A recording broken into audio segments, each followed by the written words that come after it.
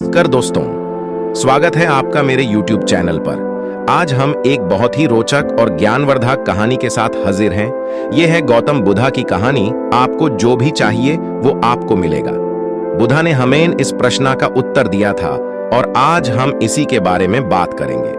आपको जो भी चाहिए वो आपको मिलेगा। एक समय की बात है जब एक छोटे से गांव में एक साधु बाबा रहते थे। उनका नाम था गौतम। वे हमेशा शांत, खुश और संतुष्ट रहते थे। गांव के लोग उन्हें बुद्ध के नाम से जानते थे।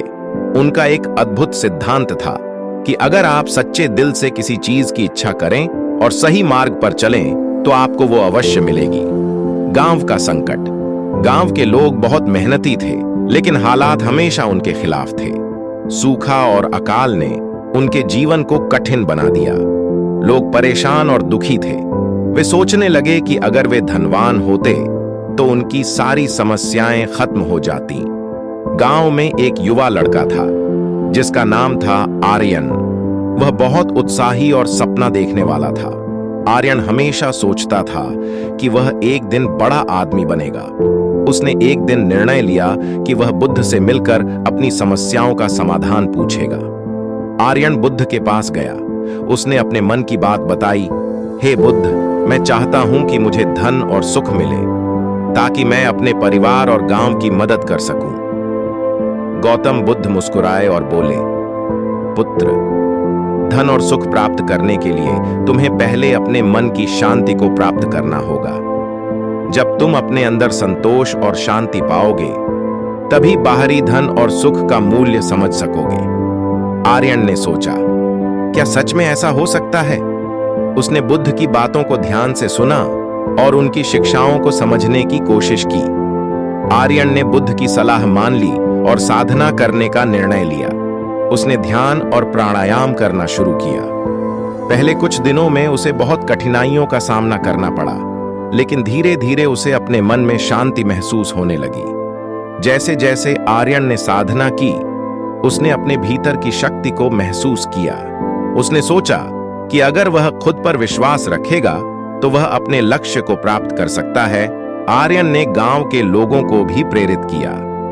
उन्होंने उन्हें समझाया कि अगर वे सभी मिलकर मेहनत करें तो उनकी समस्याओं का समाधान हो सकता है।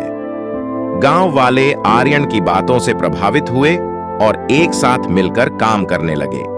उन्होंने अपने खेतों में मिलकर पानी पहुंचाने का कार्य किया और गांव में छोटी छोटी दुकानें खोलने का प्रयास किया। धीरे धीरे गांव की स्थिति में सुधार आने लगा। कुछ महीनों बाद गांव ने फिर से फल फूलना शुरू किया। लोग खुश रहने लगे और गांव में धन भी आने लगा। आर्यन ने देखा कि वह जो चाहता था वह सच में उसे मिला। गौतम बुद्ध की बातों को याद करते हुए आर्यन ने समझा कि असली धन और सुख तो मन की शांति में है। जब हम अपने भीतर संतोष रखते हैं और मेहनत करते हैं तो बाहरी सुख अपने आप आता है। आर्यन ने बुद्ध की शिक्षाओं को औरों के बीच फैलाने का निर्णय लिया। वह गांव के बच्चों को सिखाने लगा कि संतोष और मेहनत से ही वे अपने सपनों को पूरा कर सकते हैं। बुद्ध की प्रेरणा से आर्यन ने गांव में एक पुस्तकालय खोला जहां बच्चे पढ़ाई कर सकते थे और जीवन में आगे बढ़ सकते थे। गांव के लोग अब एक नई सोच के साथ जीने लगे थे। उन्होंने समझा कि अगर हमें अपने सपने पूरे करने हैं तो सबसे पहले हमें अपने मन की शांति को प्राप्त करना होगा।